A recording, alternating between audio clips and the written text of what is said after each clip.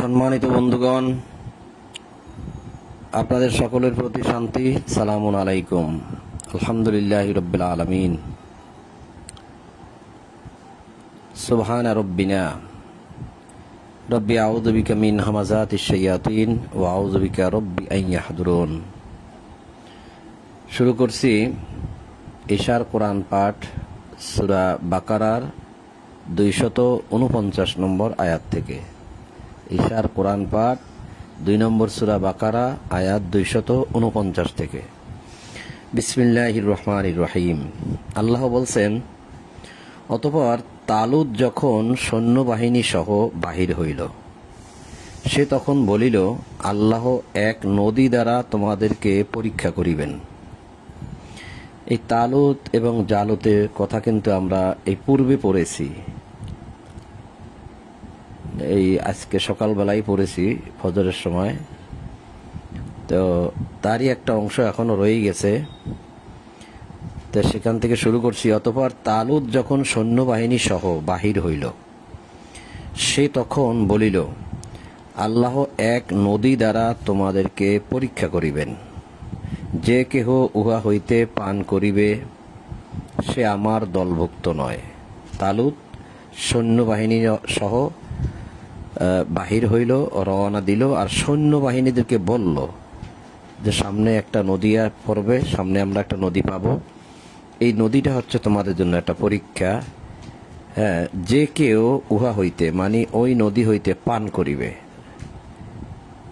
তো স্বচ্ছ নদীর পানি সম্ভবত স্বচ্ছ না হলে তো মানুষ পান করে না।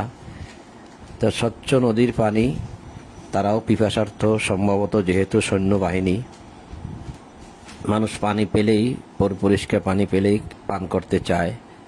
তো এখন এখানে বলা হচ্ছে, যে কেহ উহা হইতে পান করবে, সে আমার দলভুক্ত নয়। এটা একটা পরীক্ষা। নদী পার হবে অথচ নদীর পানি পান করতে পারবে না।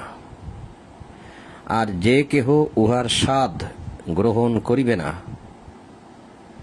সে আমার দলভুক্ত। কথাটা কিন্তু এখানে ক্লিয়ার।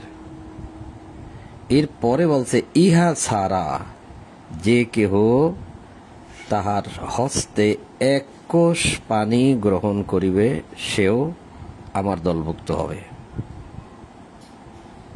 তাহলে বোঝা যাচ্ছে যে এক কোষ স্বহস্তে, তাহার হস্তে এক কোষ। হস্তে এক কোষ বলতে এটা এইরকম বোঝায় যে এখানে যতটুকু পানি পেলাম, এতটুকু পানি পুরোটা পান করলাম, এক কোষ।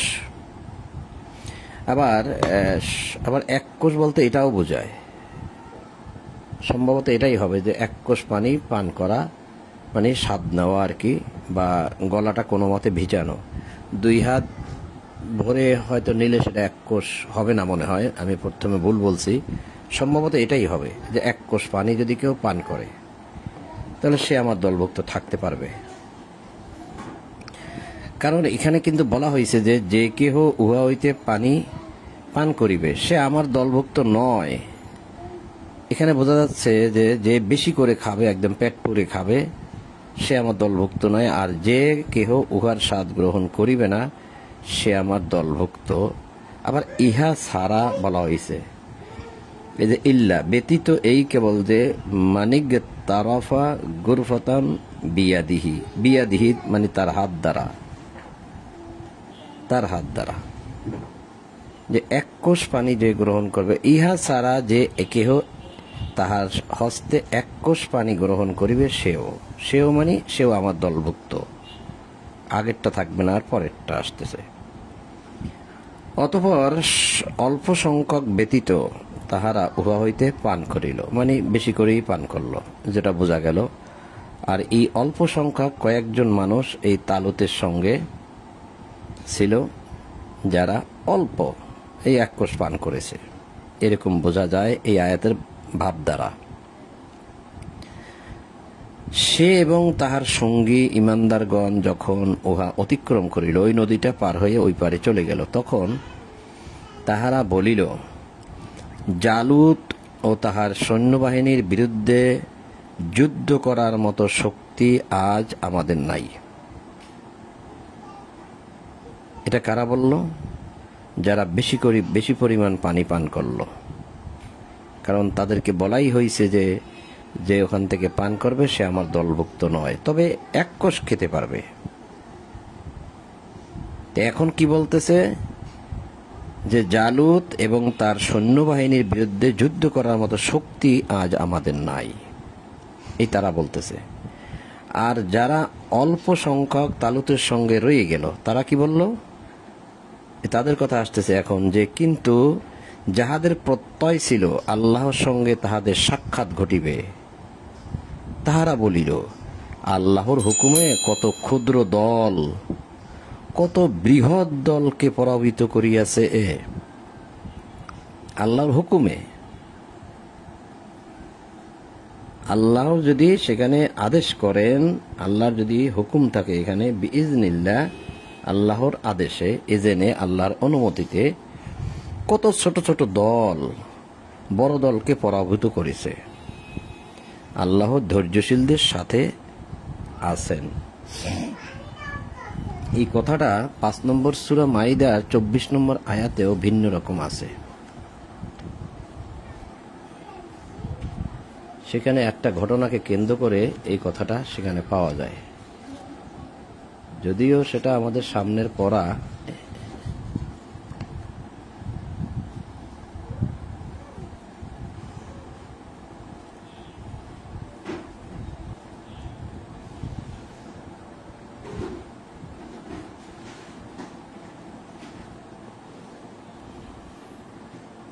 পাঁচ নম্বর সূরা 24 নম্বর আয়াত, 25-23 কথা আছে যে যাহারা ভয় করিতেছিল তাহাদের মধ্যে 2 জন, কারণ এই 23-এর আগে আবার 22 পড়তে হয়, 22 না পড়লে সেটা আবার বোঝা যায় না।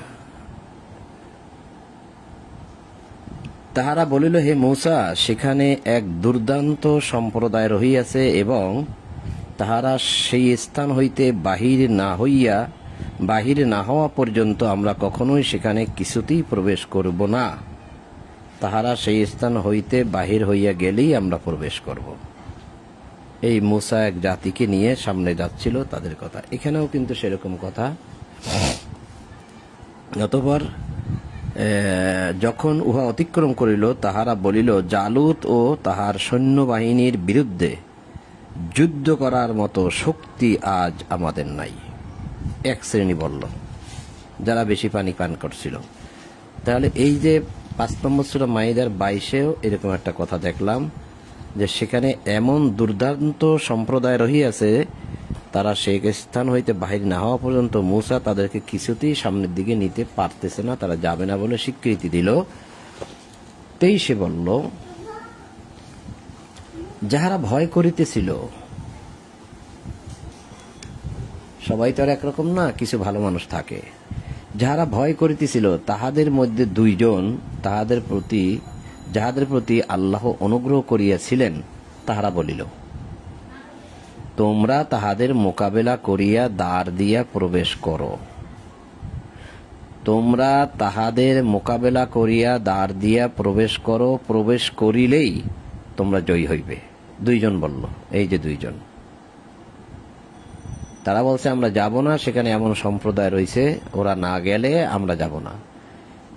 2 জন ইমানদার ব্যক্তি বলল যে তোমরা দ্বার দিয়ে প্রবেশ করো, তাদের মোকাবেলা করো, হইলেই তোমরা কি করবে? তোমরা জয়ী হইবে, এবং তোমরা মুমিন হইলে আল্লাহর উপর নির্ভর করো। 2 জন বলল। কিন্তু তারা আবার কি বলল? তারা বলল, হে মূসা, তাহারা যতদিন সেখানে থাকিবে ততদিন আমরা সেখানে প্রবেশ করিব না। সুতরাং তুমি ও তোমার প্রতিপালক যাও এবং যুদ্ধ করো, আমরা এখানেই বসিয়া থাকিব। কেমন কথা! আল্লাহকে যুদ্ধ করতে বলে মানুষ, যে তুমি আর তোমার প্রতিপালক যাও এবং যুদ্ধ করো, আমরা এখানেই বসলাম। দেখেন, এখানেও কিন্তু এরকমই কিছু একটা পাওয়া গেল, যদিও এটা একটা ভিন্ন বিষয়। আমি এটা আবার দেখাচ্ছি। সে এবং তাহার সঙ্গী ইমানদারগণ যখন উহা অতিক্রম করিল। সঙ্গী ইমানদারগণ, খেয়াল করতে হবে এখানে কাফেরদের কথা বলা হচ্ছে না, ইমানদারদের কথা বলা হচ্ছে। এই যে আল্লাযীনা আমানু মাহু, হুয়া মানে সে, আল্লাযীনা আমানু এবং তার সাথে যত ইমানদার আছিল, মাহু তার সাথে, তারা বলল যে ইমানদারগণ বলল, যখন উহা অতিক্রম করিল তখন তাহারা বলিল, ইমানদারগণ বলিল, জালুত ও তাহার সৈন্যবাহিনীর বিরুদ্ধে যুদ্ধ করার মতো শক্তি আজ আমাদের নাই, কিন্তু যাহাদের প্রত্যয় ছিল আল্লাহর সঙ্গে তাহাদের সাক্ষাৎ ঘটিবে।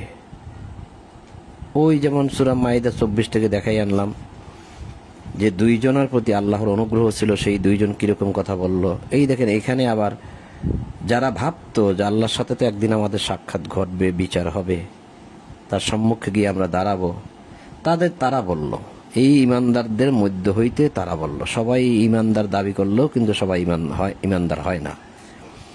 তো তারা বলল যে আল্লাহর হুকুমে কত ক্ষুদ্র দল কত বৃহৎ দলকে পরাভূত করিয়াছে, আল্লাহ ধৈর্যশীলদের সাথে আছেন, তাহলে আমরা যদি ধৈর্য ধারণ করি তা আল্লাহ আমাদের সাথে থাকবেন। এটাই তারা বুঝাইল ইমানদারদের কিছু মানুষ।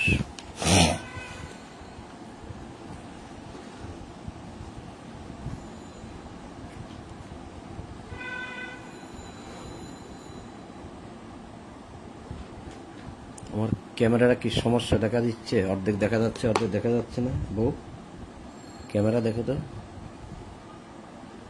ক্যামেরা অর্ধেক দেখা যাচ্ছে, অর্ধেক দেখা যাচ্ছে না, এরকম নাকি নাকি না? একটু পুষি দিই।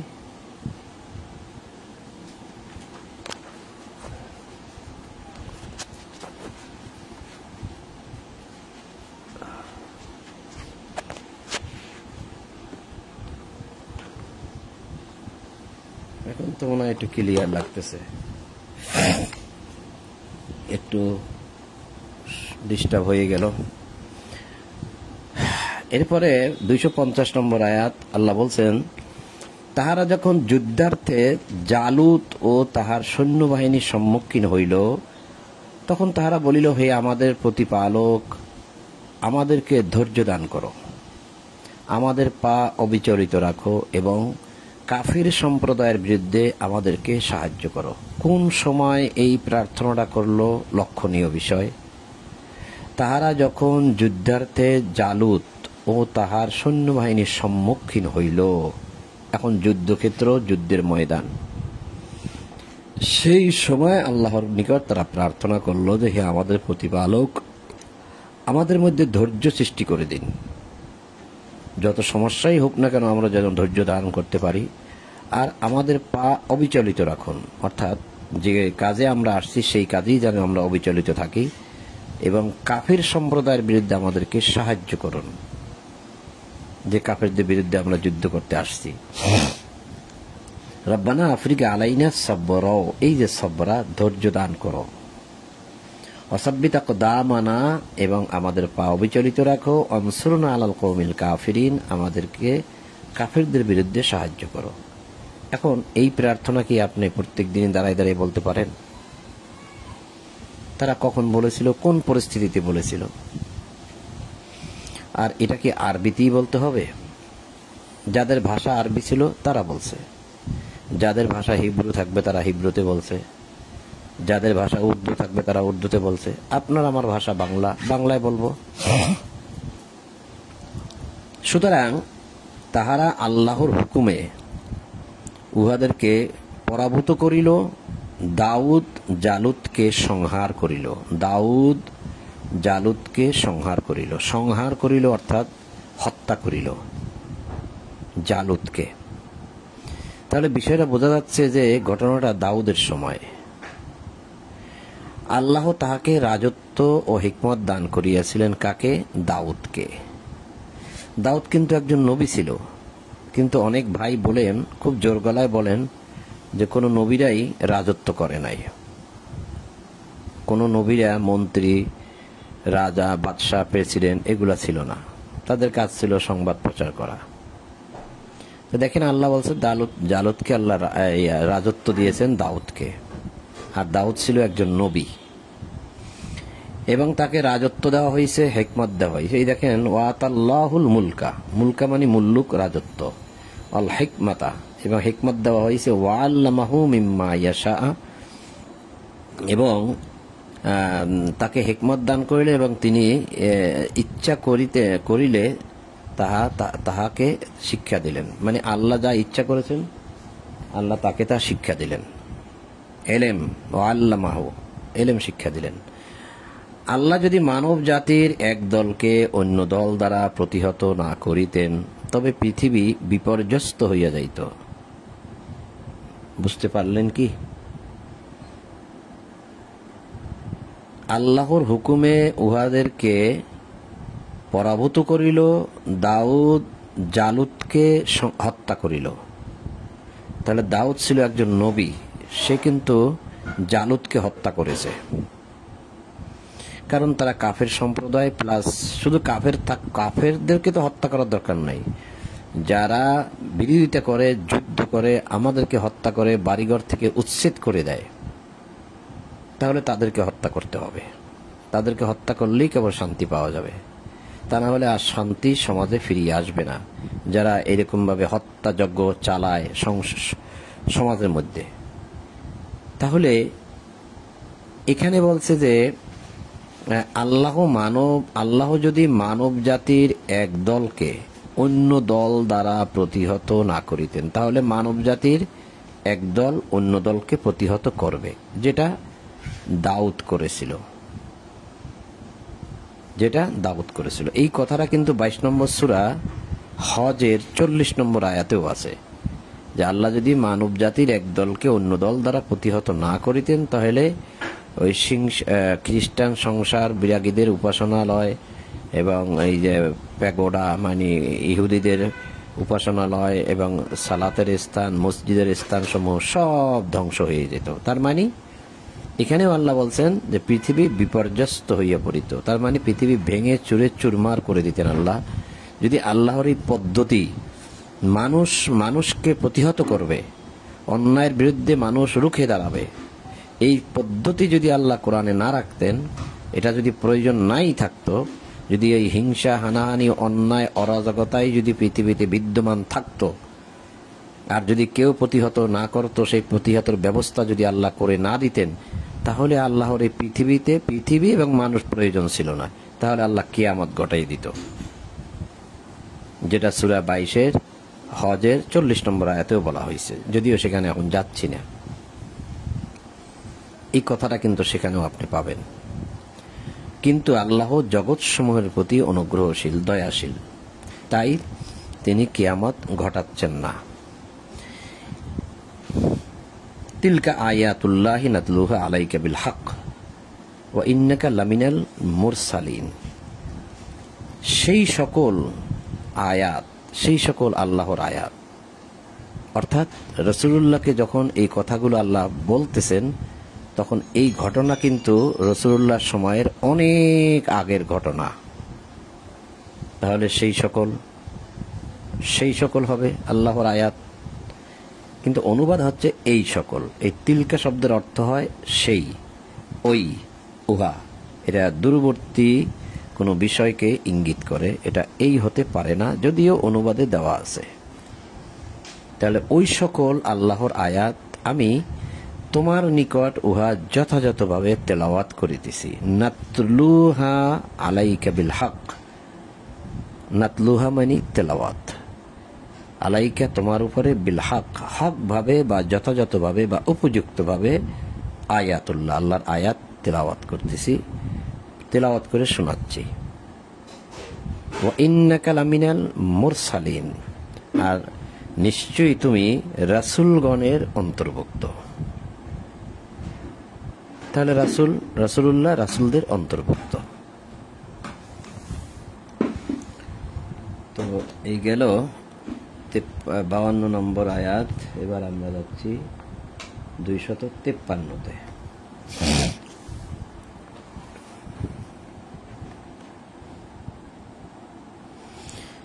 আল্লাহ বলছেন যে তিলকার রসুল ফাদ্দালনা বাদহুম আলা বাদ, তিলকার রসুল, মুহাম্মাদুর রাসূলুল্লাহর প্রতি কোরআন অবতীর্ণ করা হচ্ছে আর তাকে বলা হচ্ছে তিলকার রসুল, সেই রাসূলগণ। এই রাসূল কিভাবে হয়? যাদের ঘটনা রাসূলুল্লাহকে শোনানো হচ্ছে তারা তো আর এই নাই, তারা তো দূরবর্তী, পিছনে, অনেক পিছনে। তাহলে হবে কি ওই সকল রাসূল, তিলকা ওই সকল রাসূলগণ, তাহাদের মধ্যে কাহাকেও কাহার উপর শ্রেষ্ঠত্ব দিয়েছি।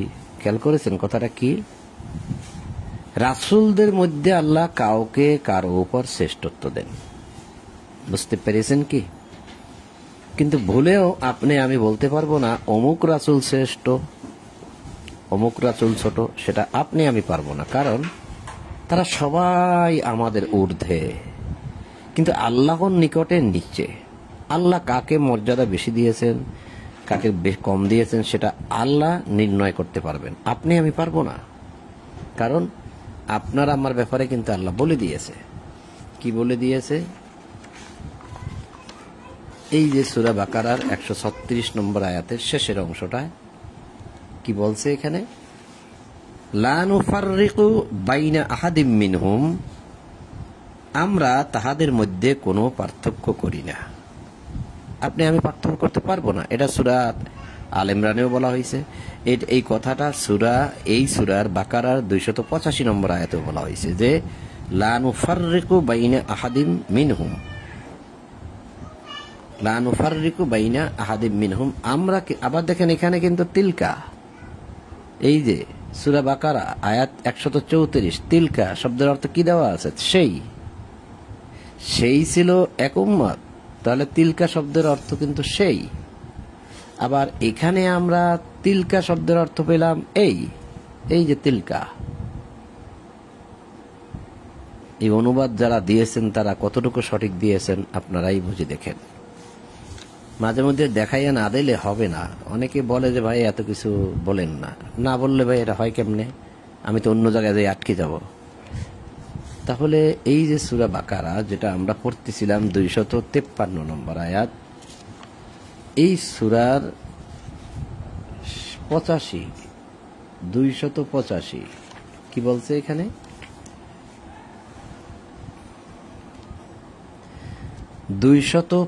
নম্বর আয়াত,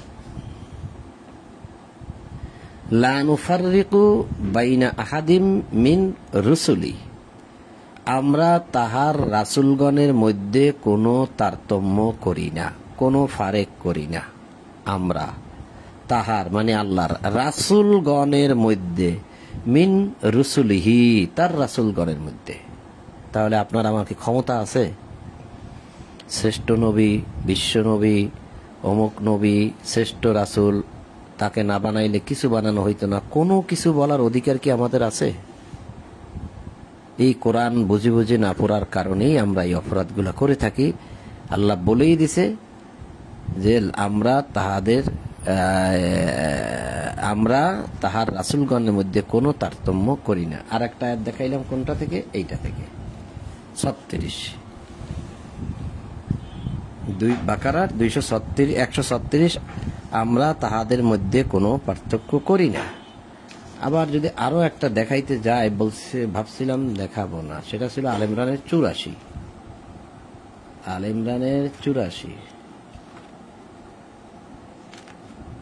যারা নোট করে রাখতে চান রাখবেন। এই যে আয়াতটা বড়, আমি অতটুকু যাব না। আমরা তাহাদের মধ্যে কোনো তারতম্য করি না, লা নুফাররিকু বাইনা আহাদিম মিনহুম, এখানেও ঠিক একই বাক্য। আর বাকারার 285 দেখছি, 85তে লা নুফাররিকু বাইনা আহাদিম মিন রুসুলিহি, তার রাসূলগণের মধ্যে। আর এখানে বলছে তাহাদের মধ্যে, মানে ওই রাসূলগণের মধ্যেই। তাহলে যদি এখন আমরা সেই স্থানে থাকি, কোন স্থানে? এই যে 253 সূরা বাকারা। এই যে রাসূলগণ, আসলে এই তো রাসূলগণ নয়, সেই রাসূলগণ তাহাদের মধ্যে কাহাকেও কাহার উপর শ্রেষ্ঠত্ব দিয়েছি, তার মানে আল্লাহ দিয়েছে, আপনি আমি বলতে পারবো না। এই যে শ্রেষ্ঠত্ব দিয়েছি কথাটা দেখাইতে গিয়ে আমাকে এবার আরো একটা বিষয় দেখাইতে হচ্ছে, একটু ধৈর্য ধারণ করুন। এতে করে আমাদের অনেক কিছু জানা থাকবে, অনেকের কাছে অনেক কিছু মনে থাকবে। সূরা আল ইমরান আয়াত 169। এই যে আল ইমরান, সূরা আল ইমরান আয়াত 169 মাঝামাঝিতে আসুন যে অদৃশ্য সম্পর্কে তোমাদেরকে আল্লাহ অবহিত করিবার নহেন, তবে তোমাদেরকে যে অদৃশ্য মানে গায়েব, আল্লাহ যে গায়েব জানাবেন তোমাদেরকে, যে আলাল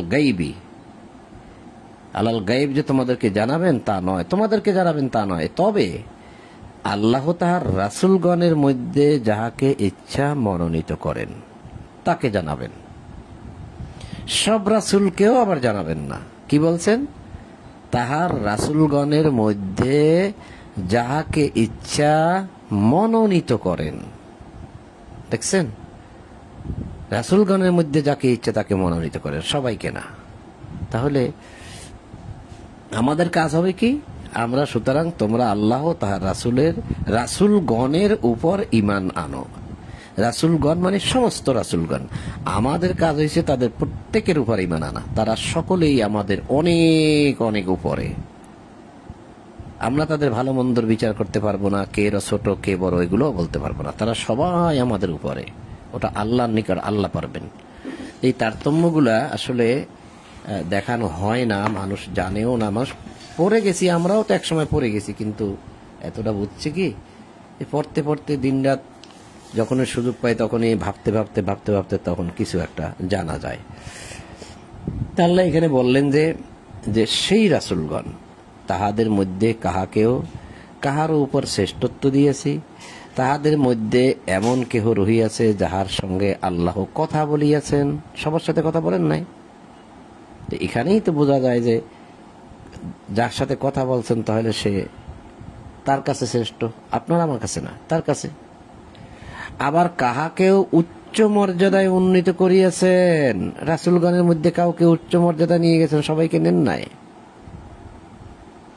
মারিয়াম তনয় ঈসাকে স্পষ্ট প্রমাণ প্রদান করিয়াছেন। কিরকম প্রমাণ?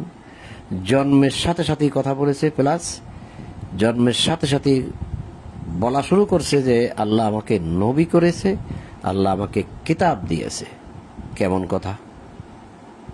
তো এইটা কাকে দিছে? তাহলে তার কথা এখানে আসবে না কেন? যাই হোক, এবং কি করছেন? ঈসাকে পবিত্র আত্মা দ্বারা তাহাকে শক্তিশালী করিয়াছেন। বিরুহিল কুদুস ও আইয়াদনাহু, শক্তিশালী করেছেন বিরুহিল কুদুস। আল্লাহ ইচ্ছা করিলে তাহাদের পরবর্তীরা তাহাদের নিকট স্পষ্ট প্রমাণ সমাগত হওয়ার পরও পারস্পরিক যুদ্ধ বিগ্রহে লিপ্ত হইত না, আল্লাহ যদি না চাইতেন। কিন্তু তাহাদের মধ্যে মতভেদ ঘটিল, ফলে তাহাদের কিছু সংখ্যক ঈমান আনিল, কিছু সংখ্যক, সবাই না,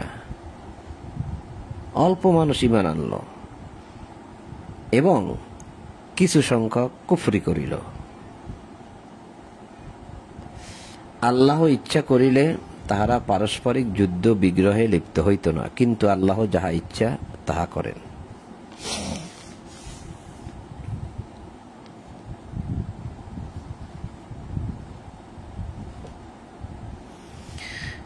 এরপরে 254, ইয়া আইয়ুহাল্লাযীনা আমানু আনফিকু মিম্মা রাযাকনাকুম মিন ক্বাবলি আন ইয়াতিয়া ইয়াউমুন লা বাইউন ফীহি ওয়ালা খুল্লাতুন ওয়ালা শাফাআহ ওয়াল কাফিরুনা হুমুজ জালিমুন। ওয়াল কাফিরুনা হুমুজ জালিমুন মানে এই যে কাফিররাই জালিম, যারা কাফির তারা জালিম। খেয়াল রাখবেন যে যাকে যেখানে জালিম বলা হয়েছে সেখানে বুঝবেন যে সে কাফের, আর যাকে কাফের বলা হয়েছে সে জালিম। এই যে ওয়াল কাফিরুনা হুমুজ জালিমুন। এই আয়াতের উপরের অংশে আল্লাহ বলছেন যে হে বিশ্বাসীগণ, আমি যাহা তোমাদেরকে দিয়েছি তাহা হইতে তোমরা ব্যয় করো। কখন? সেই দিন আসিবার পূর্বে, যেই দিন ক্রয় বিক্রয় বন্ধুত্ব সুপারিশ কিছু থাকবে না। বিচার দিবস আসার আগে, অর্থাৎ তোমার মৃত্যুর আসার আগে, মৃত্যু আসার আগে তুমি ব্যয় করো।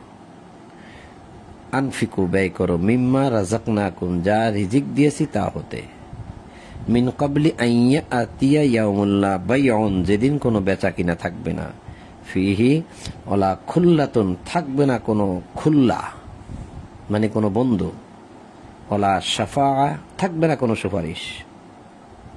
সেই দিনকে ভয় করে মৃত্যুর আগে ব্যয় করো। এখন এই ব্যয়টা যদি আপনার আমার করতে ইচ্ছা করে, তাহলে আমি হন্যে হয়ে খোঁজ করব, কোথায় ব্যয় করব, কার কাছে ব্যয় করব, কত ব্যয় করব, কতদিন ব্যয় করব, কোথায় ব্যয় করব, কত ব্যয় করব, কতদিন ব্যয় করব, কি পরিমাণ ব্যয় করব। কারণ যদি আপনাকে বলা হয় যে আপনার সন্তান স্কুলে ভালো লেখাপড়া করেছে, আপনি 1 লক্ষ টাকা পুরস্কার পাবেন, তবে এই সার্টিফিকেটটা পূরণ করে আনেন। এই সার্টিফিকেট আপনার নাম, ঠিকানা, তারপর রক্তের গ্রুপ, তারপরে আইডি নম্বর, তারপর আপনার নাম, ছেলের নাম, সন্তানের নাম, এবং আরো যা যা ইত্যাদি ইত্যাদি ইত্যাদি ইত্যাদি আছে, সবগুলো পূরণ করে আনেন। এখন আপনি পূরণ করতে গিয়ে দেখলেন আপনার নামের সাথে বাচ্চার নামের গন্ডগোল রয়ে গেছে, সেটা তো কর্তৃপক্ষ গ্রহণ করবে না, এটা কথার কথা বলতেছি। বা আইডি কার্ডে একটা গন্ডগোল রয়ে গেছে, আপনি বাচ্চার নাম যেভাবে শু করছেন স্কুলে, আইডি কার্ডে দেখা গেছে আরেকটা। বা আরো যে সমস্ত জায়গা আছে দেখা যাচ্ছে আপনার সবগুলো পূরণ করতে পারতেছেন না। তাহলে আপনি কি করবেন? এখন আপনার প্রথম কাজগুলো হচ্ছে যেই যে সমস্যাগুলো আপনার সামনে দাঁড়াইছে, ঠিক সেই সমস্যাগুলো আপনি দীর্ঘদিন ধরে চেষ্টার মাধ্যমে মানুষকে ধরে সব সমস্যাগুলো সমাধান করে আপনি ফর্মটা পূরণ করে তাদের কাছে দিবেন। কারণ আপনার 5 লাখ টাকা 10 লাখ টাকা দরকার। এই 5 লাখ 10 লাখ, আমি 1 লাখ বলছি প্রথম, 5 লাখ 10 লাখ টাকা পাওয়ার জন্য আপনি অনেক চেষ্টা করবেন। প্রয়োজনে আপনি আইডি কার্ডের পিছনে না বলে, ভাই আমাকে আইডি কার্ডটা 1 মাসের মধ্যে ঠিক করে দাও, আমি তোমার দরকার হলে 50,000 টাকা দেবো, আপনি সেটাও করবেন। আপনি হন্য হয়ে খুঁজবেন যে কিভাবে আমার এই ফর্মটা পুরোপুরি পূরণ করা যায়। তা আল্লাহ বললেন যে ব্যয় করো মৃত্যুর আগে, যেদিন থাকবে না কোনো বেচা কিনা, থাকবে না কোনো বন্ধু, থাকবে না কোনো সুপারিশকারী। এগুলা যদি নাই থাকে তার জাহান্নাম নিশ্চিত। কারণ বলাই হয়েছে আল কাফিরুনা হুমুজ জালিমুন, জালিমরা কাফের, কাফেররা জালিম। তাহলে সেই দিনের শাস্তি থেকে রক্ষা পাওয়ার জন্য কি আপনি এখন ব্যয় করবেন না? তাহলে এখন আপনার তো এখন উচিত হবে, আমার তো এখন উচিত হবে। আল্লাহ বলছে সেই শাস্তি থেকে রক্ষা পাওয়ার জন্য ব্যয় করতে, তাহলে আমি এটা কিভাবে করব? কত টাকা করে করতে হবে? কোথায় কোথায় কার কাছে দিতে হবে? এটা কি একবার দেব নাকি সারা জীবন দেব? সব তো আপনাকে এখন হন্য হয়ে খোঁজ করে করে বের করতে হবে, কারণ আপনাকে তো জাহান্নামের আগুন থেকে বাঁচতে হবে। কিন্তু এই চিন্তাটা কি আপনার আমার মধ্যে আছে? কয়জনকে পাচ্ছেন আপনি? কাকে পাচ্ছেন এই চিন্তা ভাবনা করার জন্য? আমি এবি কামাল, আমি হন্য হয়ে খুঁজতেছি এবং সবগুলো প্রশ্নের উত্তর আমি কোরআন থেকে পেয়েছি এবং আমি আমার দায়িত্ব পালন করে যাচ্ছি, বাকিরা আল্লাহর ইচ্ছা। এই আয়াতের প্রসঙ্গে আমি এখন 10টা আয়াতে যেতে পারি, যেখানে স্পষ্টভাবে বলা হয়েছে ব্যয় ছাড়া কোনো কল্যাণ নাই, ব্যয় নাই তো কোনো সওয়াবই নাই, কোনো পুণ্যই নাই, কিছু নাই, কোনো ইবাদত বন্দেগী কোনো কিছু কবুল হবে না।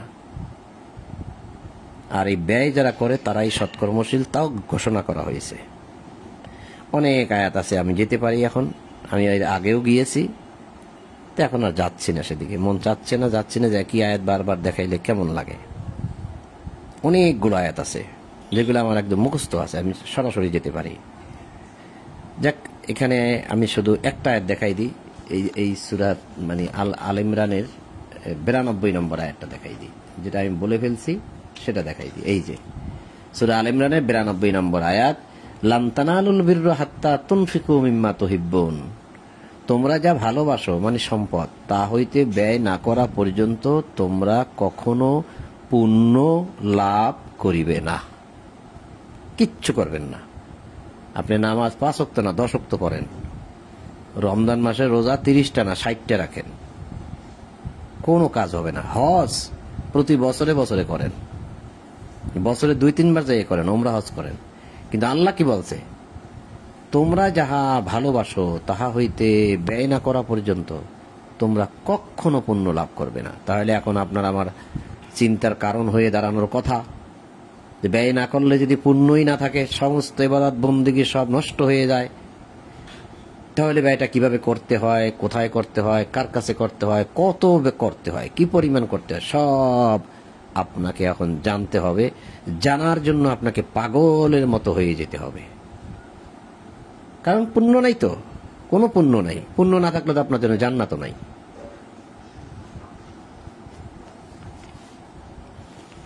তা আল্লাহ বললেন যে হে বিশ্বাসীগণ, আমি যাহা তোমাদেরকে দিয়েছি, আপনাকে কি দিয়েছে আল্লাহ আপনি জানেন, কি পরিমাণ সম্পদের মালিক করেছে আল্লাহ আপনাকে আপনি জানেন, আমি জানি না। তাহা হইতে তোমরা ব্যয় করো সেই দিন আসিবার পূর্বে, যেই দিন ক্রয় বিক্রয় বন্ধুত্ব সুপারিশ থাকবে না, কাফেররাই জালিম। এরপরে সেই আয়াতুল কুরসি 255 নম্বর আয়াত, আয়াতুল কুরসি বলা হয় কারণ এই আয়াতটার মধ্যে একটা কুরসি শব্দ আছে, এই জন্য আয়াতুল কুরসি লোকেরা বলে, আল্লাহ বলে নাই। এই কুরসি দ্বারা আল্লাহ বুঝাইছে, কুরসি অর্থ চেয়ার, কুরসি অর্থ আসন, হ্যাঁ, কুরসি অর্থ কেদারা, কুরসি অর্থ সিংহ আসন, সিংহাসন, অর্থাৎ রাজদরবারের যে চেয়ারটা আছে সেটাকেও কুরসি বলা হয়, সেটাকে আরশও বলা হয়। আল্লাহ বলছেন, আল্লাহু লা ইলাহা ইল্লা হুয়াল হাইয়ুল কাইয়ুম লা তাখুযুহু সিনাতুন ওয়ালা নাওম। আল্লাহ তিনি ব্যতীত কোনো মান্য নাই, ইলাহা নাই মানে মান্য নাই, মানা যায় এমন কেউ নেই তিনি ছাড়া। তিনি চিরঞ্জীব, আল হাইয়ুল কাইয়ুম, তিনি চিরঞ্জীব, সর্বসত্তার ধারক। হাইয়ু মানে হায়াতলা, মানে চিরঞ্জীব, যার মৃত্যু নেই। লা তাখুযুহু সিনাতুন ওয়ালা নাওম, তাহাকে তন্দ্রা অথবা নিদ্রা স্পর্শ করে না। লা তাখুযুহু ধরে না তাকে তন্দ্রায়, সিনাতুন বা গ্রহণ করে না বা স্পর্শ করে না, তন্দ্রা বা ঘুম, নাওম কোনো কিছুই না, 24 আওয়ার্স তিনি জাগ্রত। লাহু মা ফিস সামাওয়াতি ওয়া মা ফিল আরদ, আকাশ ও পৃথিবীতে যাহা কিছু আছে সমস্ত তারই, আর কেউ নাই। কেউ দাবি করতেছে না, এই পৃথিবীতে যত মানুষ আমরা দেখতেছি কেউ বলতেছে না যে আকাশটা আমি বানাইছি, এই পৃথিবীটা আমি বানিয়েছি, এই কথা বলার সাহস কেউ রাখে না আজ পর্যন্ত। শুনছেন কোনোদিন? বলবে কিভাবে? সে তো নিজেই দেখতে পাচ্ছে যে আমি 2 দিন পরে মরে যাচ্ছি, পৃথিবী তো পৃথিবী থেকে যাবে, এটুকু বলার সাহস মানুষ রাখে না।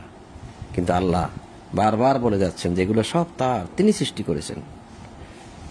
মানজাল্লাযী ইয়াশফাউ ইনদাহু ইল্লা বিইজনিহি, কে সে যে তাহার অনুমতি ব্যতীত তাহার নিকট সুপারিশ করিবে? কে? ইয়াশফাউ, মানজাল্লাযী ইয়াশফাউ, কে সে? এখন এই কথাটা নিয়ে অনেকেই অনেক রকম বলেন যে কোনো একজন তো সুপারিশের দায়িত্ব পাবে, কারণ এখানে বলা হয়েছে কে সে যে আল্লাহর অনুমতি ছাড়া সুপারিশ করবে। কে পাবে? একজন পাবে, সে সবাইকে সুপারিশ করে নিয়ে একদম জান্নাতের মধ্যে সবাইকে ঢুকাইয়ে দেবে। অনেক মানুষ বলে এই আয়াতের এই অংশটুকু নিয়ে, আসলে কি তাই? কোনো মানুষকে সুপারিশের দায়িত্ব দেওয়া হবে? কে পাবে সুপারিশের দায়িত্ব মানুষ তো তা জানেই না। কিভাবে জানবে ভাই? কোরআন যদি না পড়ে জানা যায়?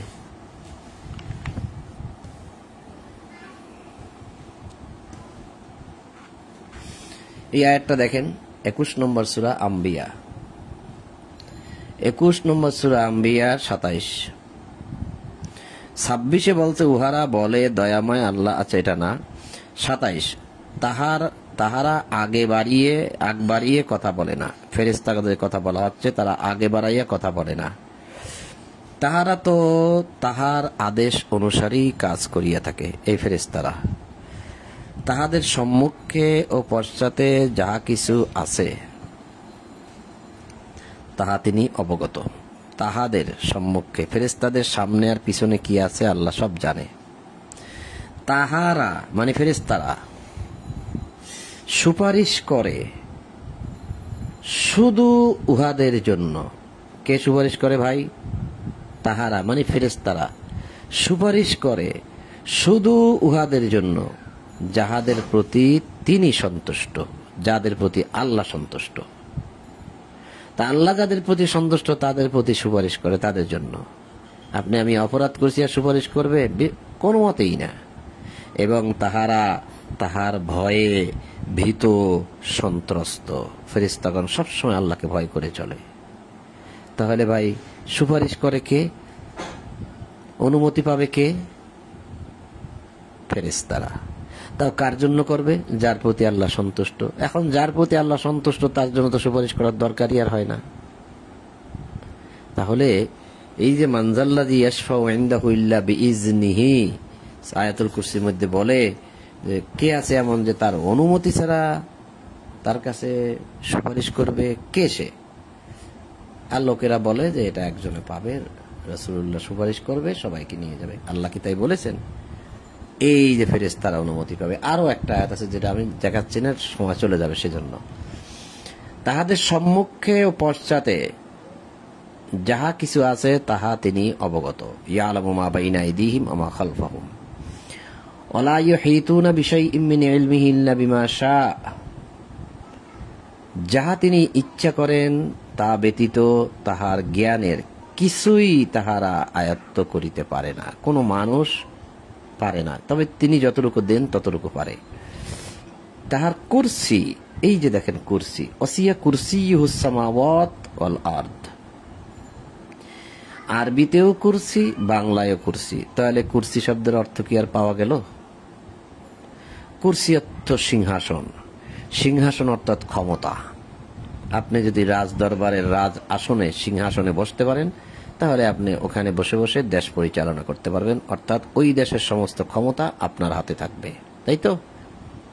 তা আল্লাহ কুরসি, সিংহাসন, ক্ষমতা, চেয়ার দ্বারা বুঝাইছেন আকাশ ও পৃথিবীময় পরিব্যাপ্ত। তার মানে তার ক্ষমতা আকাশ ও পৃথিবীময় সব জায়গা তিনি বিছিয়ে রেখেছেন, সব জায়গায় তার ক্ষমতা আছে। এই কুরসি শব্দ দ্বারা তিনি ক্ষমতাকে বুঝিয়েছেন। এই জন্য কোনো কোনো জায়গায় আপনি এরকম কিছু কিছু ভাবার্থ নিতে হবে, তা না হলে আপনার মিলাইতে পারবেন না। ইহাদের রক্ষণাবেক্ষণ অর্থাৎ আকাশমণ্ডলীতে যা আছে, পৃথিবীতে যা আছে, তার সমস্ত কিছু রক্ষণাবেক্ষণ তাহাকে ক্লান্ত করে না। ওয়ালা ইয়াউদুহু হিফযুহুমা, এগুলা হেফাজত করার ক্ষেত্রে আল্লাহ মোটেই ক্লান্ত বোধ হন না। হুয়াল আলিয়্যুল আযীম, আর তিনি মহান শ্রেষ্ঠ।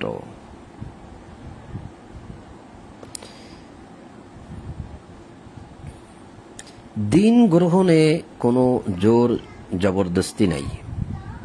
সত্যপথ ভ্রান্ত পথ হইতে সুস্পষ্ট হইয়া গিয়াছে। লা ইকরাহা ফিদ্দিন, কোনো জোর জবরদস্তি নাই, কোনো বাধ্যবাধকতা নাই যে তোমাকে দিন মানতেই হবে। দিন মানে আল্লাহর দেওয়া জীবন ব্যবস্থা তোমার মানতেই হবে, তোমাকে মুসলিম হতেই হবে, এরকম কোনো জোর জবরদস্তি নেই। সব মানুষ এক জায়গায় বসবাস করতে পারবে শান্তিতে, আল্লাহর বিধানের মধ্যে চলবে। তুমি বলবে যে আমি ভগবান মানি, মানো। আমি গড মানি, মানো। আমি প্যাগোডায় যাব, যাও। তুমি গির্জায় যাব, যাও। তুমি মন্দিরে যাবে, যাও। কোনো সমস্যা নেই। যখন শান্তিতে মানুষ বসবাস করবে আর আপনি এই কিতাবের কথা মানুষকে পড়ে পড়ে শোনাবেন, তখন মানুষ বুঝতে বুঝতে বুঝতে বুঝতে একসময় এটাই বুঝবে যে আসলে এটাই তো সঠিক। আপনি জোর করে কেন মানুষকে ধর্মে আনবেন? নাই তো, কিতাবে তো নাই। আর অনেক জায়গায় বলা হয়েছে, কোনো কোথাও নেই। সত্যপথ কত্তাবাইয়ানা রুশদু মিনাল গাই, সত্যপথ ভ্রান্ত পথ হইতে সুস্পষ্ট হইয়াছে এই কিতাব দ্বারা। যে তাগুতকে অস্বীকার করিবে সে আল্লাহর উপর ঈমান আনিবে। তাহলে আপনি আমি যদি তাগুতকে মেনেই চলি, দেখেন আপনি আমি কিন্তু তাগুতকে এখনো মেনে চলি, কিন্তু আমরা কিন্তু অনিচ্ছায় মানি, স্বেচ্ছায় মানি না। আমরা তাগুতের কাছে জিম্মি, তাদের হাতেই বিচার ফয়সালা, তারাই আমাদেরকে ধরে নিয়ে যায়, আমাদেরকে আটকায়, আমাদেরকে বিচার করে, জেলখানায় দেয়, আবার ছেড়ে দেয়, আবার সাহায্য সহযোগিতা, এই যে হাসপাতাল সাহায্য করে, কত অসুখ বিসুখ দিয়ে, এই যে রাস্তাঘাট তৈরি করে দিচ্ছে, সবই তো তাগুতের আন্ডারে। তা আমরা কি স্বেচ্ছায় গ্রহণ করে নিচ্ছি? অনিচ্ছায়, আমাদের তো উপায় নেই। দেখেন আল্লাহ বলছে, যে তাগুতকে অস্বীকার করিবে ও আল্লাহর উপর ঈমান আনিবে, সে এমন এক মজবুত হাতল ধরিবে, হাতল বোঝেন, মানে হাতুড়ি, হাম্বুল দিস্তা ধরিবে, যাহা কখনো ভাঙ্গিবে না। অর্থাৎ হাতুড়ি দিয়ে সব ভাঙা যাবে, তার হাতুড়ি ভাঙবে না। আল্লাহর সর্বশ্রোতা প্রজ্ঞাময়। এখন এই আয়াতটাকে, এই অংশটুকু নিয়ে অনেক আলোচনা আছে। এক এক আকীদার মানুষ এক এক রকম বর্ণনা করেন। কারণ এই যে তাগুতকে অস্বীকার, যে তাগুতকে অস্বীকার করবে, কিভাবে আমরা তাগুতকে অস্বীকার করবো? এইভাবে বলছে আল্লাহ? নাকি মনে করেন এই কিতাবের পক্ষে মানুষ আসলো লক্ষ লক্ষ, তাগুতের পক্ষে রয়ে গেল কোটি কোটি? লক্ষ লক্ষ মানুষ যদি এই কিতাবের পক্ষে আসে, রাস্তায় নেমে যায়, স্লোগান দেয়, তাহলে তো বিশাল ব্যাপার। তা তাদের প্রতি আদেশ যারা আসে নাই, কোটি কোটি রয়ে গেছে, যারা কোটি কোটি রয়ে গেছে, তারাও কিন্তু জানে যে তাদের বিপক্ষে এই কিতাবের দাবি নিয়ে মানুষ রাস্তায় নামছে, তারাও জানে, কিন্তু আসে নাই। তাহলে এখানে আপনি মিলাইতে পারেন যে তাগুতকে অস্বীকার করিবে, অর্থাৎ তাদেরকে ছেড়ে যারা চলে আসবে, তাহলে সে এমন ঈমান আনলো যে তার ঈমানটা এতটাই মজবুত হলো, হাতুড়ির মতো মজবুত হয়ে গেল, যে আর কখনো ভাঙার সম্ভাবনা নেই, যদি সে ওই তাগুতকে বর্জন করে আসতে পারে। আর এখন যেহেতু পুরাটাই তাগুত, এখন যদি আপনি আমাকে বলেন যে ভাই আসেন তাগুত সাইডে এদিকে আসে, তাতে আমি রাস্তা বের হতেই পারবো না, খাওয়া দাওয়াও খেতে পারবো না, উপবাস থাকতে হবে, মরে যেতে হবে। কারণ এই বিষয়টা নিয়ে অনেক মানুষ আমার সাথে তর্ক করে যে ভাই আগে তাগুত ছাড়েন। তবে এই তাগুত ছাড়বো কিভাবে? ঘর থেকে বের হইলেই তো তাগুত, রিক্সায় করে যাচ্ছি সেটাও তাগুত, বাসে উঠতেছি তাও তাগুত, ও দোকান থেকে কিনে খাচ্ছি তাও তাগুত, সবই তো তাগুত, আইন বিধান সহ যা আছে সবই তো। এখন কিভাবে আমরা এটা ছাড়বো? আল্লাহ কিভাবে বলছে যে তুমি না খেয়ে মরে যাও? এবার আল্লাহ বলছে 257-তে, যারা ঈমান আনে আল্লাহ তাহাদের অভিভাবক, মানে আউলিয়া, আল্লাহ হচ্ছে তাদের আউলিয়া, তিনি তাহাদেরকে অন্ধকার হইতে বাহির করিয়া আলোর মধ্যে লইয়া যায়। কে? আল্লাহ। যারা ঈমান আনে আল্লাহ হয় তাদের আউলিয়া। এখানে অভিভাবক লেখা আছে, আমি বলছি আউলিয়া। এই যে আউলিয়া,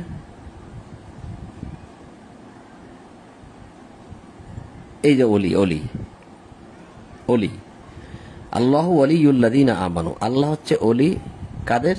আল্লাযীনা আমানু, যারা ঈমান আনে। ইউখরিজুহুম মিনাজ যুলুমাতি ইলান নূর, আল্লাহ কি করেন? তাদেরকে জুলুমাত থেকে, অন্ধকার থেকে নূর, আলোর মধ্যে নিয়ে যান, আলোর মধ্যে নিয়ে যান, নূরের মধ্যে নিয়ে যান আল্লাহ। আল্লাযীনা কাফারু আউলিয়াহুমুত তাগুত, আর যারা কাফের অর্থাৎ যারা অস্বীকারী, তাগুত হচ্ছে তাদের আউলিয়া। এই যে আউলিয়া, যারা অস্বীকার করে সরাসরি যে মানবে না, এই কিতাবই মানবে না, এই কিতাবের আইনও মানবে না, তাহলে তাদের আউলিয়াকে তাগুত, তাগুত তাদের অভিভাবককে তাগুত। এই যে তাগুত তাহাদের অভিভাবক। তো এই তাগুত কি করে? এই অভিভাবকরা কি করে? এই আউলিয়ারা কি করে? ইহারা তাহাদেরকে আলো হইতে অন্ধকারে লইয়া যায়, আর আল্লাহ অন্ধকার থেকে নূরের মধ্যে আনেন। আর এরা নূর থেকে, এই যে ইউখরিজুহুম মিনান নূর ইলা যুলুমাত, এরা কি করে? নূরের মধ্য থেকে ইলা যুলুমাত, অন্ধকারের মধ্যে, অপরাধ জগতের মধ্যে, ভুল ভ্রান্তির মধ্যে, মিথ্যার মধ্যে, আল্লাহ স্মরণে বিমুখ থাকার মধ্যে, সব কিছুর মধ্যে তারা ঢুকাই দেয়। মানুষ থাকবে আল্লাহ নূরে, আলোতে, তা থাকতে দেবে না। কারা? এই তাগুত। তাগুত যাদের আউলিয়া, আউলিয়া যাদের তাগুত, তখন তাদের পরিণাম কি হবে? উলাইকা আসহাবুন নার, তাদের পরিণাম হবে তারা হবে আগুনের, নার অর্থ আগুন, আসাব মানে অধিবাসী, উলাইকা সাবুন নার, তারা হচ্ছে আগুনের অধিবাসী, হুম ফিহা খালিদুন, তারা সেখানে চিরস্থায়ী থাকবে, অনন্তকাল, যার কোনো শেষ নাই। আবার আল্লাহ চাইলে শেষ হইতে পারে। এখন আর কতটুকু সময় আছে? সময় তো নাই, 1 পৃষ্ঠা পড়া যাবে।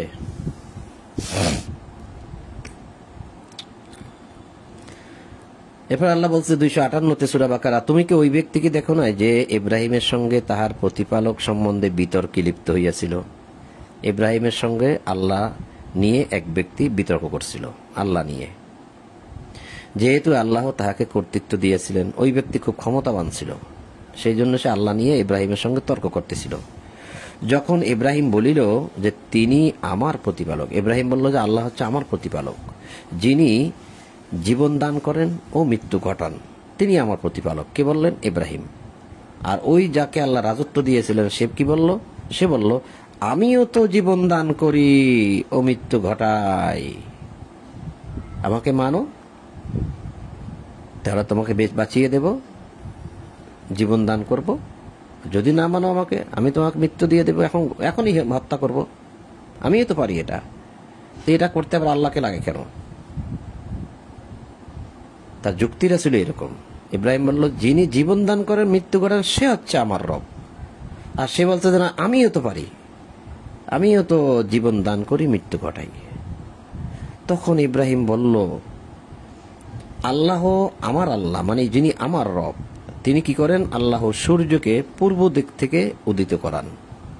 প্রতিটা দিন সকালে সূর্য পশ্চিম দিক হইতে উঠান, তুমি উহাকে পশ্চিম দিক হইতে উঠাইয়া দেখাও। তুমি তো সবই পারো, আমার আল্লাহ তো এটা করেন, প্রতিটা দিন সূর্যকে পূর্ব দিক থেকে উঠিয়ে দেন, এবার তুমি পশ্চিম দিক থেকে উঠাইয়া দেখাও, তুমি তো সবই পারো।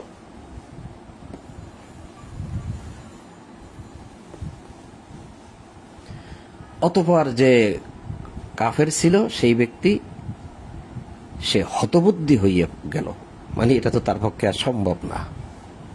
তারপরেও কি সে আল্লাহকে মানছে? মানে নাই। সে হতভম্ব হয়ে গেল ইব্রাহিমের যুক্তি দেখে। সে শুধু ওইটুকু পারে, মানুষকে হত্যা করতে পারে, কিন্তু সে সূর্য উঠাইতে পারবে না। কেমনে পারবে? কোন দিক থেকে উঠাইতে পারবে? আল্লাহ জালিম সম্প্রদায়কে সৎপথে পরিচালিত করেন না। যারা ওই রকম জালিম, আল্লাহ তাদেরকে হেদায়েত দেন না। এখন 259। অথবা তুমি কি সেই ব্যক্তিকে দেখো নাই? আচ্ছা, এটা কি রাসূলুল্লাহ দেখেছে? তো অনুবাদগুলো এরকম না হয় যদি এরকম হতো। অথবা তুমি যদি সেই ব্যক্তিকে দেখতে যে এমন এক নগরে উপনীত হইয়াছিল, একটা শহরের মধ্যে দিয়ে যাচ্ছিল, যাহা ছিল ধ্বংস স্তূপে পরিণত। এমন একটা জায়গা দিয়ে যাচ্ছে যে বাড়ি ঘর দোকানপাট সব লন্ড বন্ড ধ্বংস স্তূপ হইয়া একদম মানুষ জন পশু পাখি, পশু কুকুর বিড়াল সব ধ্বংস স্তূপে মরে রয়েছে। এমন একটা জায়গা দিয়ে সে যাচ্ছে একটা লোক। এখন সে ভাবতেছে, সে বলিয়া উঠিল, সে মনে মনে বলিয়া উঠিল বা জোরে জোরেই বলিল যে মৃত্যুর পর কি রূপে আল্লাহ ইহাকে জীবিত করিবেন? এই যে এত মানুষ মরে গেল, এই যে ধ্বংস স্তূপে পরিণত হয়ে রইল, এই মানুষগুলো আবার মৃত্যুর পরে উঠবে, আল্লাহ জীবন দান করবে, বিচার করবে, কিভাবে সম্ভব? অতঃপর আল্লাহ তাহাকে 100 বৎসর মৃত্যু রাখিলেন। এইরকম চিন্তা ভাবনা বা কথাবার্তা বলার পর সে যখন ঘরেই গেল, সম্ভবত এরকম হবে, তখন আল্লাহ তাকে ঘুম পাড়াইয়ে দিলেন, একদম সে মৃত। কত বছর? 100 বৎসর। 100 বৎসর সে মৃত রইল বা ঘুমিয়ে রইল, কারণ ঘুমটা কিন্তু মৃত্যু, আল্লাহ বলছেন। পরে তাহাকে পুনর্জীবিত করিলেন, আল্লাহ 100 বছর পরে তাকে উঠাইলেন। এখন আল্লাহ বলিলেন, কিভাবে বলছেন? গায়েবে বলছেন নাকি তার হৃদয়ের মধ্যে ইলহাম ঢেলে দিয়েছেন? এর কিছুই আমরা জানি না। আল্লাহ বলছেন যে তুমি কতকাল অবস্থান করলে, অর্থাৎ এই যে জায়গাটার মধ্যে তুমি পড়ে রইলে এক নিয়মে একাধারে কতটা কাল, কত কাল বলছে এখানে, কত দিন না, কতটুকু সময় না, কতটা কাল, কতটা যুগ। 12 বছরে সম্ভবত এক যুগ হয়। কত কাল অবস্থান করলে তুমি এখানে? তো তার মনে পড়লো হয়তো আমি তো দুপুরের সময় এখানে আসছিলাম, ঘুমাইছিলাম, বিকালে উঠে গেলাম, এরকমই তো হবে। অথবা সকাল 10টা-11টার দিকে আসলাম, বিকালে উঠে গেলাম, এরকমই তো হবে। তখন সে বলিল, একদিন অথবা একদিনের কিছু কম অবস্থান করিয়াছি। এই তো সকালে ঘুম গিয়েছিলাম, এখন উঠলাম, একদিনের কিছু কম। আল্লাহ বললেন, তাই যদি হয় তাহলে তাহলে বরং না, আল্লাহ বলছেন না, তিনি বলিলেন না, বরং তুমি 100 বৎসর অবস্থান করিয়াছ। 100 বৎসর। আমার কথাকে বিশ্বাস হয় না? তুমি যদি একদিনের কিছু অংশ এখানে অবস্থান করে থাকো, তাহলে তোমার খাদ্য সামগ্রী ও পানীয় বস্তুর প্রতি লক্ষ্য করো, উহা অবিকৃত রহিয়াছে।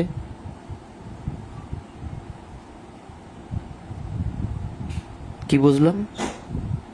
যে তুমি একদিন ওখানে থাকো না, তুমি 100 বছর ছিলে। তোমার খাদ্য সামগ্রী আর পানির দিকে লক্ষ্য করো যে ওটা নষ্ট হয় নাই, অবিকৃত রহিয়াছে। যেভাবে খাদ্য রেখেছিলে সকালে বা দুপুরে, বিকালে কিন্তু ওটা ঠিকই আছে, তাই তো? এই কথা দ্বারা কি বুঝলাম? তাহলে তো এটা যুক্তি ঠিকই আছে ওই লোকটার, যে আমি একদিনে কিছু অংশ অবস্থান করেছি, তা আমার খাদ্য নষ্ট হবে কেন, পানিও বা নষ্ট হবে কেন? ঠিকই তো আছে। আর আল্লাহ বলছে তুমি 100 বছর ছিলে। আল্লাহ বুঝাইতে চাচ্ছে তুমি 100 বছর ঠিকই ঘুমাইয়েছিলে, কিন্তু তোমার পানিও আমি নষ্ট হইতে দিই নাই, তোমার খাদ্য সামগ্রীও নষ্ট হইতে দেই নাই। এবং তোমার গর্দভটির প্রতি লক্ষ্য করো। এখন যাও, তুমি তোমার গাধা, যে গাধার পিঠে সোয়ার হয়ে তুমি এসেছিলে, সেটাও তো এখানে রেখেছিলে, কারণ তোমাকে মানব জাতির জন্য নিদর্শন স্বরূপ করিব। তুমি গাধাটির দিকে লক্ষ্য করো। এখন সে গাধাটির দিকে লক্ষ্য করে দেখে যে গাধাটা আর নাই, মাংস টাংস কিছুই নাই, হাড় গোড় পড়ে আছে। তখন সে চিন্তা করলো, পানি ঠিক মতোই রইল, খাদ্য সামগ্রীও ঠিক মতো রইল, গাধাটার এইরকম করুণ অবস্থা হইল কেন? তাহলে তো অনেক দিন হওয়ার কথা। ঠিকই তো,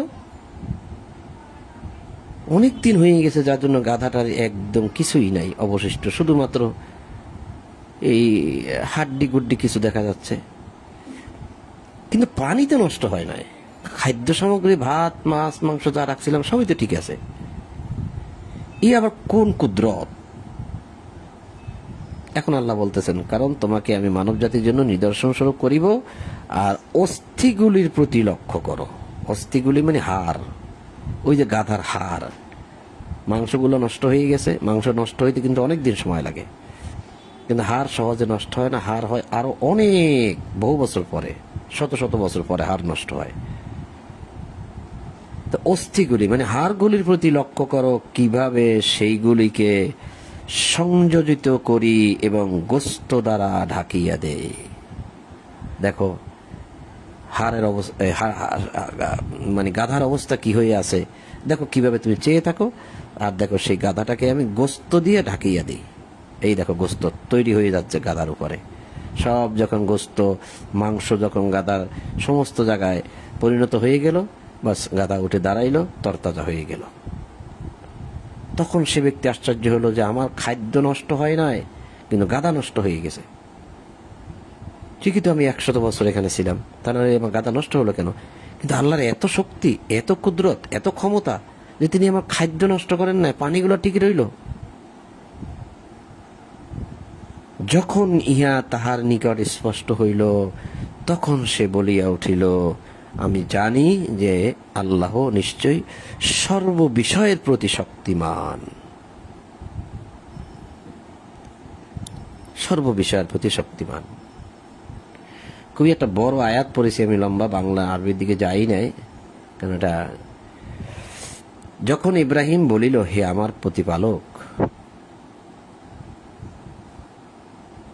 হে আমার প্রতিপালক, কিভাবে তুমি মৃতকে জীবিত করো, আমাকে একটু দেখাও তো দেখি।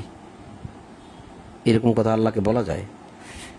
কিন্তু ইব্রাহিম বলে ফেললো, ইযা ক্বালা ইব্রাহিম রাব্বি আরিনি কাইফা তুহয়িল মাউতা, আরিনি আমাকে দেখাও, তুহয়িল মাউতা মৃত্যুর পরে তুমি কেমনে আবার তুহয়ি হায়াত দিবে, জীবিত করবে। ইযা ক্বালা ইব্রাহিম রাব্বি, ইব্রাহিম তার রবকে বললেন, কিভাবে তুমি মৃত্যুর পরে মানুষকে জীবিত করবে, আমাকে একটু দেখাও তো। তিনি বলিলেন, আল্লাহ বলিলেন, তবে কি তুমি বিশ্বাস করো না যে আমি জীবিত করতে পারি? তোমার এরকম সন্দেহ জাগলো? ইব্রাহিম বলিল, কেন করব না বিশ্বাস, বিশ্বাস তো করি, একটু দেখতে ইচ্ছা করতেছে আর কি। তবে ইহা কেবল আমার চিত্ত প্রশান্তির জন্য। চিত্ত মানে কলব, কলবি বলা হয়েছে এখানে, লিয়াতমা ইন্না কলবি, আমার কলবের প্রশান্তির জন্য, আমার আত্মার তৃপ্তির জন্য, আমার আত্মা একটু দেখতে চাচ্ছে। তুমি তো পারবে আমি জানি, কিন্তু যদি এটা সচক্ষে দেখাও তাহলে একটু ভালো লাগে। এটা হচ্ছে আমার একটা আত্মার তৃপ্তির জন্য। তা আল্লাহ বললেন, তিনি বললেন, তবে 4টি পাখি লও এবং উহাদেরকে তোমার বশীভূত করিয়া লও, পোষমা নাও। 4টা পাখি লইয়া একদম পোষমা নাও, যেন ডাক দিলে চলে আসে, যেখানে থাকুক ডাক দিলে যেন চলে আসে, এইভাবে তাদেরকে পোষমা নাই ফেলাও। তারপর তাহাদের এক এক অংশ এক এক পাহাড়ে স্থাপন করো।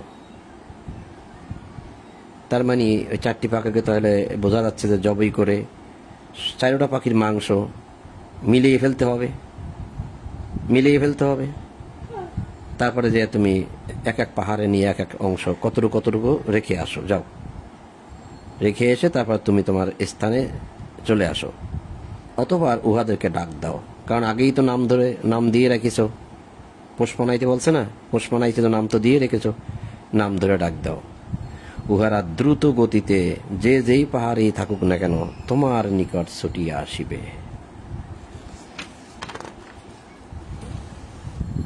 তোমার নিকট ছুটিয়া আসিবে, জানিয়া রাখো নিশ্চয়ই আল্লাহ প্রবল, পরাক্রমশালী, প্রজ্ঞাময়।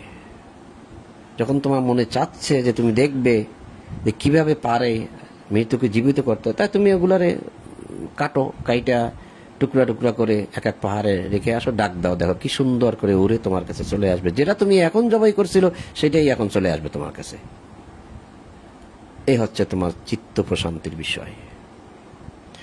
তো সম্মানিত বন্ধুগণ, একটু বেশি পড়ে ফেলছি। সূরা বাকারার 260 পর্যন্ত পড়লাম ইনশাআল্লাহ। পরবর্তীতে নিজেদের ধন সম্পদ আল্লাহর পথে ব্যয়, এই যে আসবে এখানে ব্যয়ের উপমা, 60টি শীষ, এটাকে আবার 700 গুণ করবেন আল্লাহ, সে বিষয়ে আসবে সামনে। অনেক অনেক কথা, দানের কথা বলা, সদকা আছে, অনেক অনেক কথা, মূল্যবান কথা আছে, যে কথাগুলা এখানে, এই যে ব্যয়ের যে বিষয়গুলো এখানে আসতেছে, অনেক এগুলা সময় নিয়ে খুব মন দিয়ে শুনতে হয়, মন দিয়ে পড়তে হয়। আল্লাহ বাঁচিয়ে রাখলে ইনশাআল্লাহ সকালবেলা সেগুলো আপনাদেরকে পড়ে শোনাবো, যদি আল্লাহ তৌফিক দেন। তো আজকে যারা পরবর্তীতে আসছেন, অনুরোধ থাকবে যে আপনারা প্রথম থেকে কথাগুলো শোনেন। খুব ইম্পর্টেন্ট কথা গেছে, যে কথাগুলো আপনারা পড়ে গেছেন, হয়তো অনেক বিষয় বুঝেন নাই, কিন্তু আমার বুঝটা কেমন বা আমার কাছে কিভাবে কিরকম বুঝে আসছে সেটা আমি আপনাদেরকে শেয়ার করলাম। এখন এটা করতে গিয়ে হয়তো আমারও তো ভুল হয়, আমি তো মানুষ, আমি তো সব জানি তা না, আরো কত কিছু বাকি আছে। 100 ভাগের 1 ভাগ কি জানি, তাও তো না। সেই 1 ভাগকে যদি আবার 100 ভাগ করেন, তার 1 ভাগ কি জানি, তাও তো না। এটা তো মহাসমুদ্র, এটা মহাসমুদ্র। তাই যতটুকু পারি, আল্লাহ বলছে এটা প্রচার করো, পড়ো, পড়ে শোনাও, তেলাওয়াত করো। তো সেটা করতেছি। ভুল ভ্রান্তি আপনারা ক্ষমা করে দেবেন, আর আমি আমার রবের নিকট ক্ষমা প্রার্থনা করি। আমার রব, আপনি আমার ভুল ভ্রান্তি, আমার অপরাধ ক্ষমা করে দিন এবং আপনি আমার প্রার্থনা কবুল করুন। তো সম্মানিত বন্ধুগণ, সূরা বাকারা 260 নম্বর আয়াত পর্যন্ত পাঠ করলাম ইনশাআল্লাহ। আজ এ পর্যন্তই। তো আপনাদের সকলের প্রতি শান্তি, সালামুন আলাইকুম, এবং সকল প্রশংসা জগৎ সমূহের প্রতিপালক আল্লাহর জন্য। এই বলেই আজ ঈশার কোরআন পাঠ এখানেই সমাপ্ত করলাম।